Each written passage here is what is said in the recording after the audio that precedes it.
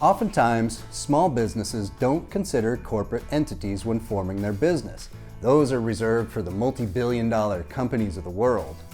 But in fact, these corporate structures can be an advantageous option for organizations of all sizes. C corporations are the most common type of corporate tax entity, and for a good reason. Their structure offers flexibility and opportunities for growth.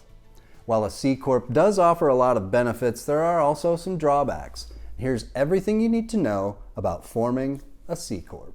A C Corp is a business structure that taxes the corporation separate from its members. Members of C Corps are shareholders, and C Corps are legally independent of their owners, more complex structures than other business entities, and not a personal tax liability for their owners. There aren't many limits to who can join a C Corp, and there are no limits to the number of shareholders. Citizens and those from other countries can invest and own a domestic C Corp. These factors allow your corporation to have shareholders from different backgrounds who can invest in the corporation. As a prospective owner of a C Corp, one of the first things you'll want to know is, how can it benefit you? Owning a C Corp offers benefits that can protect you and your members. First off, there's limited liability, meaning that owners aren't personally liable if the corporation experiences debt or losses. Only what an owner invests into their corporation is at risk if the corporation incurs legal trouble. Then there's longevity. Unlike certain other entities, a corporation exists separately from its shareholders and can exist in perpetuity. The transfer of ownership via shares of stock doesn't require any change to the corporation's structure. There's also no limit on the number of owners, classes of stock, and who can hold shares. This means greater opportunities for investment. C corporations also have more leeway to set their own fiscal year, allowing more flexibility in carrying profits and losses forward and backward. And finally, there are certain tax benefits like the ability to pay shareholders a salary even when they're not involved in managing the company day to day, and then write off those payments as a business expense to lower corporate income tax. Or deducting charitable contributions, which other corporate entities aren't eligible for. While forming a C Corp has its benefits, you'll also need to know about the downsides. Here are a few potential drawbacks to forming a C Corp. The most substantial may be double taxation, which is when the corporation is taxed on its profits, and then those profits are taxed again as personal income when they're distributed to shareholders. Pass-through entities avoid this by only being taxed on a personal level. C corporations can minimize double taxation, however, by limiting dividends and compensating owners by salary. There also may be more costs associated with forming and maintaining a corporate structure. There is a variety of fees involved with incorporating a business, which can vary widely by state. Some states charge an annual franchise tax, which is levied regardless of whether the corporation makes a profit. The final downside to C Corps is the added complexity in operations. Corporations require more formal procedures like formal shareholder meetings, corporate bylaws, accurate minute keeping, and annual reports. These administrative burdens will usually require outside counsel from attorneys and accountants to ensure they're following the proper regulations. There are 6 basic steps to forming a C Corp. The first step in forming a C Corp is to choose your business name. It's important to choose the right business name because there will be obstacles in later steps if you don't. It would be best if you could choose a business name that is available and unique. You may want to contact your Secretary of State for additional information. In any state, you can use your own name as the name of your corporation. However, you must add a variant of the word corporation, such as corp or corporation. The board of directors are one of the most central parts of a C Corp. The directors chosen will be in charge of the daily operation of the corporation.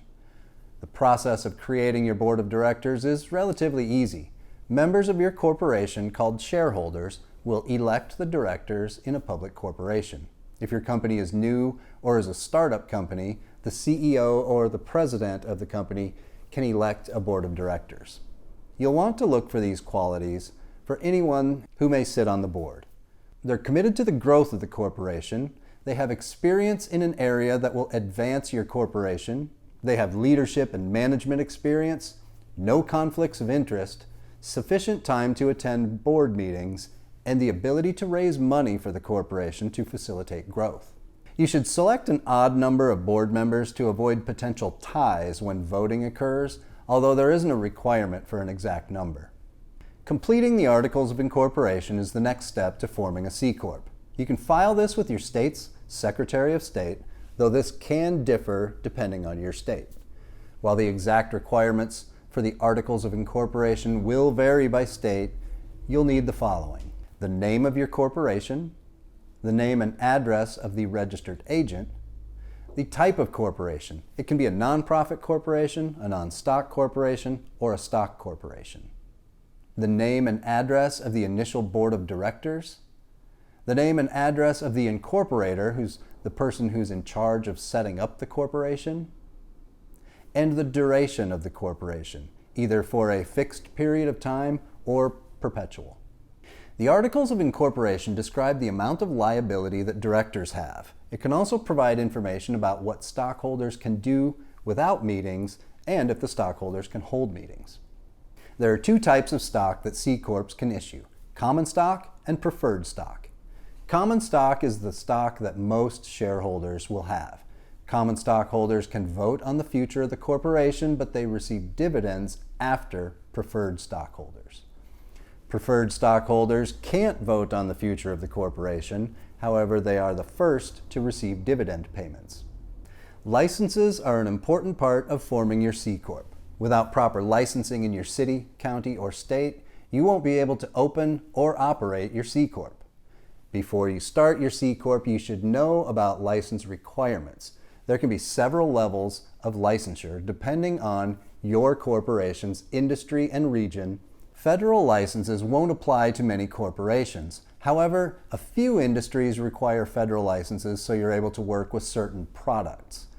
This includes drug manufacturing, investment advice, and selling alcohol, firearms, or tobacco. State licensing for business operations will go to businesses who sell products or provide a service recognized by the state. This is more common with labor industries such as barbers, business contractors, and mechanics. These fields have specific licenses due to their work duties. Local licenses will be a requirement in the city or county where your C Corp will operate. The exact requirements will vary by location.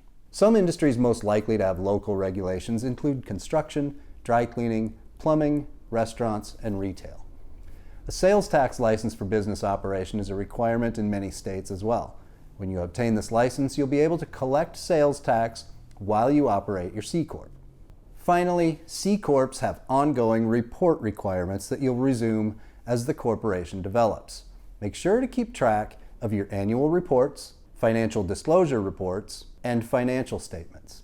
Forming a C Corp can be a great way to propel your new business, but the complexity of the structure necessitates a lot of careful planning to make sure you're forming and running the corporation according to all the rules and regulations.